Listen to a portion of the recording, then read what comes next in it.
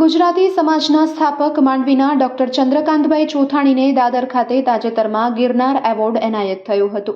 બૃહદ મુંબઈ ગુજરાતી સમાજ આયોજિત ગુજરાતી ગૌરવ અને ગિરનાર એવોર્ડ વિતરણનો તાજેતરમાં દાદરના યોગી સભાગૃહમાં શાનદાર સમારોહ યોજાયો. આ સમારોહમાં મસ્કત ગુજરાતી સમાજના સ્થાપક અને માંડવીના છેલ્લા 33 વર્ષથી સતત કાર્યરત સંસ્થા અંધ અપંગ માનવ કલ્યાણ સોસાયટીના ઉપપ્રમુખ ડોક્ટર ચંદ્રકાંતભાઈ ચોથાણીને બૃહદ મુંબઈ ગુજરાતી સમાજના સંસ્થાપક હેમરાજભાઈ શાહ, સમાજના પ્રમુખ નાગજીભાઈ રીટા અને મુંબઈ સમાજના તંત્રી નિલેશ દવેના હસ્તે ગિરનાર એવોર્ડ એનાયત થયો. શ્રી ચોથાણીએ ગિરનાર એવોર્ડ મેળવી માંડવીની અંધ અપંગ માનવ કલ્યાણ સોસાયટી અને માંડવીનું ગૌરવ વધારેલ હોવાનું સંસ્થાના પ્રમુખ શાંતિલાલભાઈ ગણત્રા અને મંત્રી દિનેશભાઈ શાહે જણાવ્યું હતું.